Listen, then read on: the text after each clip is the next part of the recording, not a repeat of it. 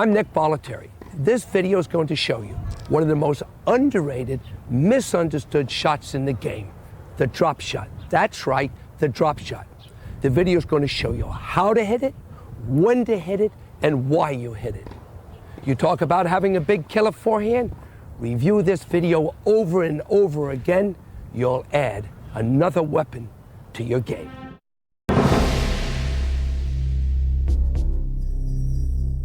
You know, quite often I'm asked what a drop shot is. You know, a drop shot is actually a ground stroke. It starts out with the same backswing, the same intensity when you go to meet the ball. So it's the element of disguise that comes off your same motion. When a drop shot crosses the net, it should bounce twice within the service line, be no higher than the net. And what does drop mean? Drop. The ball hits and drops right back down. And in some instances, with a little spin, it drops and comes back to you. That's a drop shot.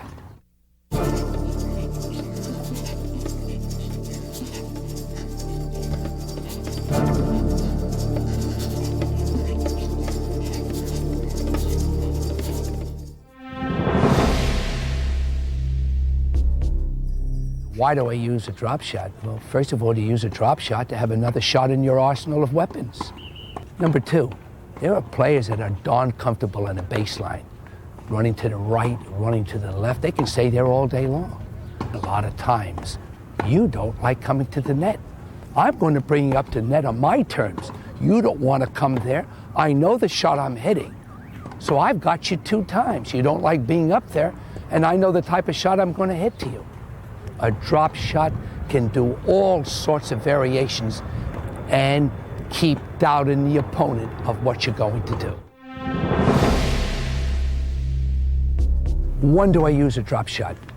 Let me refer back to Andre Agassi. When Andre hit the drop shot, I closed my eyes, because 90% of the times it was hit from a panic situation.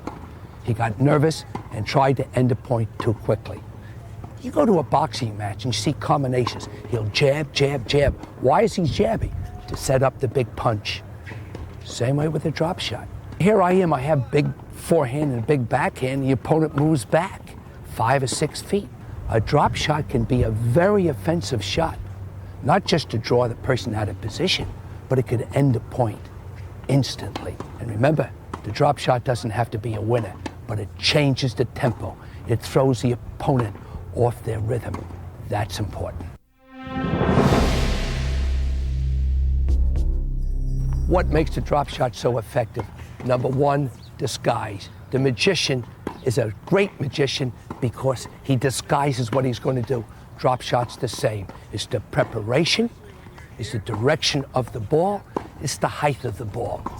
Let's look closely at 2 separate shots that work well together to create disguise. Notice the deep slice backhand and the drop shot look nearly identical in both preparation and execution of the stroke. The deep slice has a slightly longer follow-through in this comparison. Otherwise, from the opponent's point of view, they are perfectly disguised.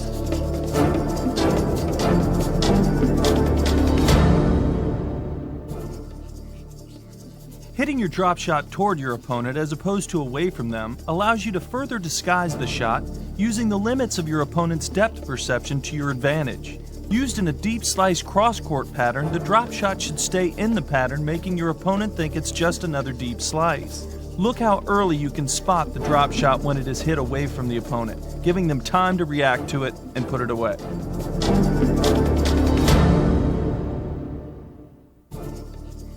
If the height of the drop shot is too high, it will lose the disguise of looking like a slice. The bounce will be higher, allowing more time for the opponent to run it down. Try to execute the drop shot with similar net clearance to that of your deep slice. What you've seen is the element of disguise and how important disguise is in an effective drop shot. Let's hit 2 or 3 slices. Slice, slice, another slice. Now the same way, the slice with a little less power going into the drop shot. Very effective. Let's go to the forehand. Connors, Everett, and Martina Hingis. The chip forehand. Same backswing, opening up the face slightly, a little less power, the chip forehand going into the drop shot. Both sides, you must maintain disguise. Set it up and then come in with the drop shot off the very same motion.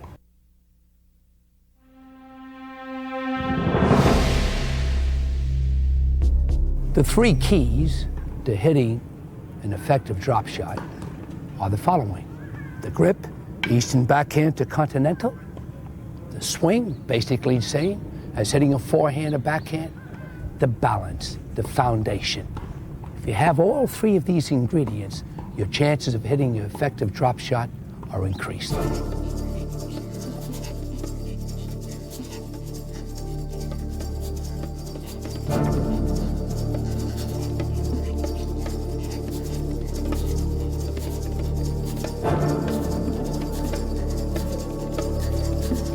As we discussed, the three essentials of the drop shot are the grip, which I'm now in an Eastern backhand grip. The backswing, basically the same as if I'm going to hit my regular backhand, whether it be low to high or a drive. And then three, I have excellent foundation, which helps me to have a long follow through and complete ball control. Remember, grips, the stroke basically the same, and the strong foundation.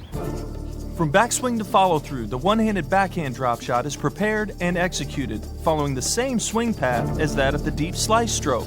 The only difference being an adjustment in power and a slight opening of the racket face to apply rotation rather than depth to the ball. The two-handed backhand drop shot is hit in the same way. It should have all the earmarks of a deep slice. Some two-handed backhanders prefer to release with one hand after contact for further extension on the follow-through. The forehand drop shot should be prepared to look just like the deep chip forehand, the same swing all the way to follow-through, with a slight opening of the racket face to create rotation instead of depth on the ball.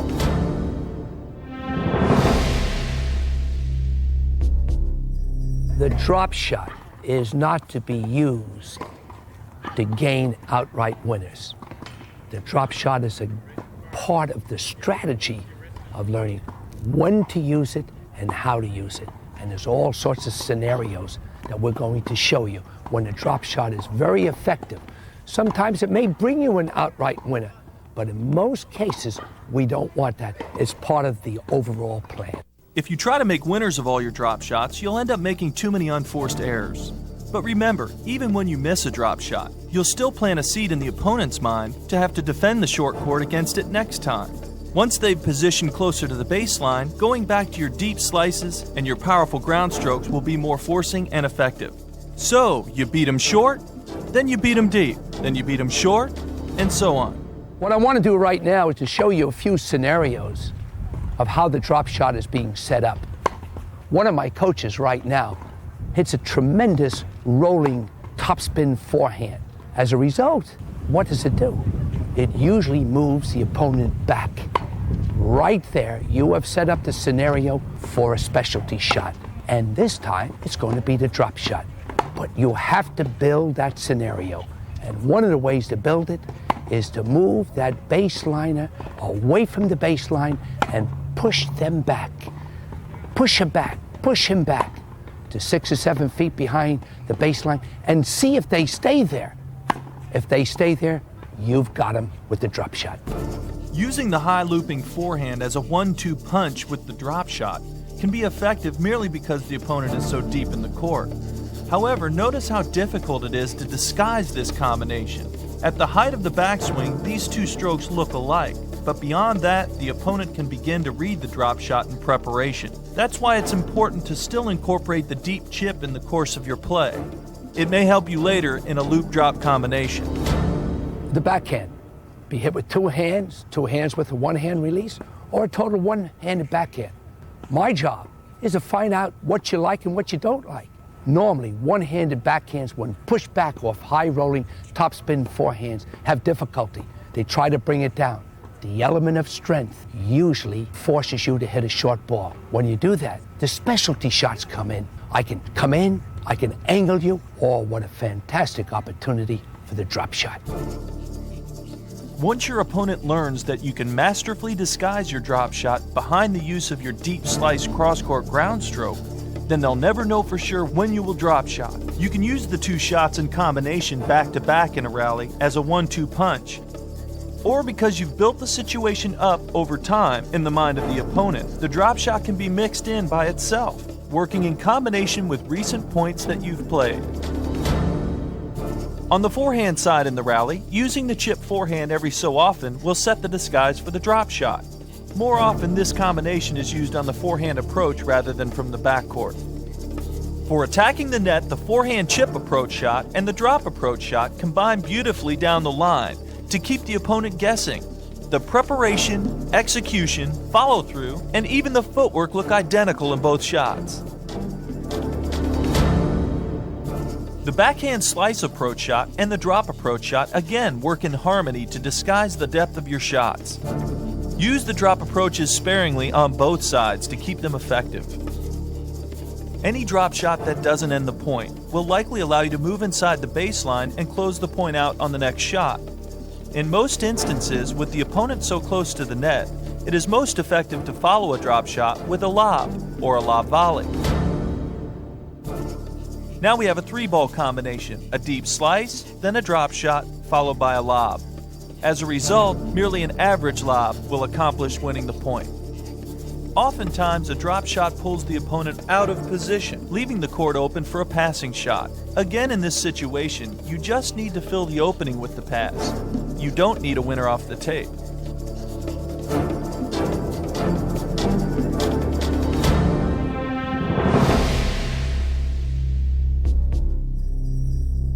How often do you use the drop shot?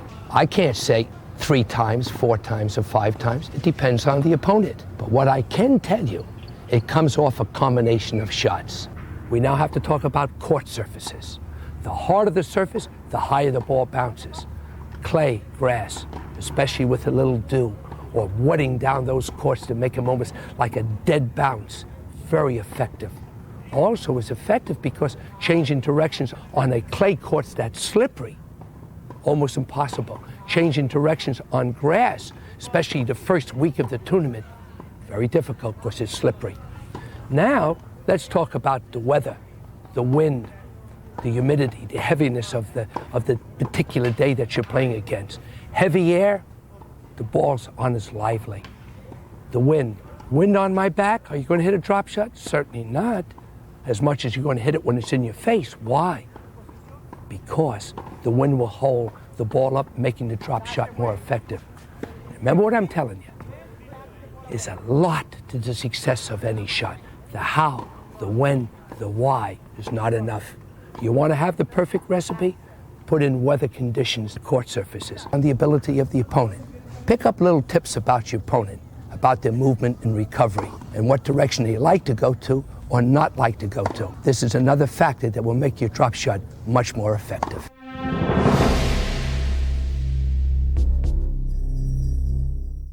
To practice developing the touch and feel of a drop shot, try playing mini tennis, emphasizing the use of underspin. Played like ping pong, this game can be great fun and will help you learn to have soft hands even on the dead run. The skills of executing a drop shot are fairly basic and easy to learn. However, becoming a master of disguise and match play takes a lot of practice. Try videotaping yourself from the various perspectives shown throughout this video and checkpoint yourself for disguise. Set up deep and short targets in the pattern you are going to practice and work on alternating from deep and short targets. Do this for each combination. As you begin to develop good control in fed ball drills, you can progress to using the combinations in actual match play. Remember, be patient and keep trying.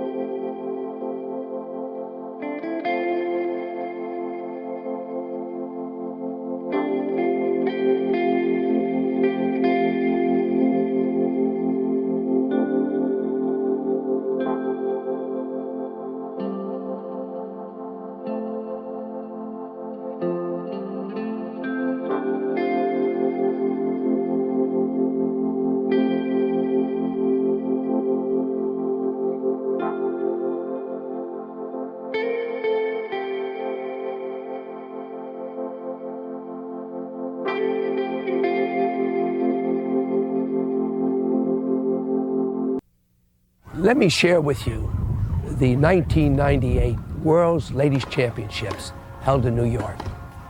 I went up to see Martina Hingis play Lindsay Davenport in the finals. I had been working with Martina for a couple of weeks. Lindsay Davenport was tired. The legs just weren't moving right.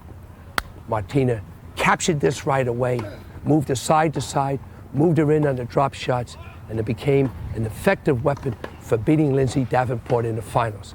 Tommy Haas, before going to the 1999 Australian Championships, asked me a question. Nick, when do I come into the net? I said, Tommy, come in all the time. You'll find out your own self when to come in and when not to come in. It's the same advice I'm going to give to you. Go out and apply the drop shot to your game, and also part of your practice. You're going to get burnt a few times. Don't get discouraged. Keep working it. Sooner or later, you'll find the right time to use it, and this will become another weapon in your game.